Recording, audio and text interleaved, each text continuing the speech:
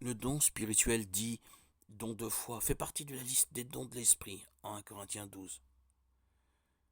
Le verset 9 dit que certains croyants ont un don de foi sans plus d'explication. Tous les croyants ont reçu de Dieu la foi qui sauve en tant qu'unique moyen de leur salut. Éphésiens 2, 8, 9. Mais tous n'ont pas le don spirituel dit don de foi.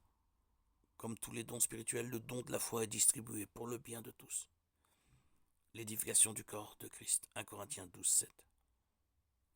Le don de la foi peut se définir comme une confiance exceptionnellement forte en les promesses, la puissance et la présence de Dieu, permettant aux croyants de prendre position courageusement pour la poursuite de l'œuvre de Dieu dans l'Église.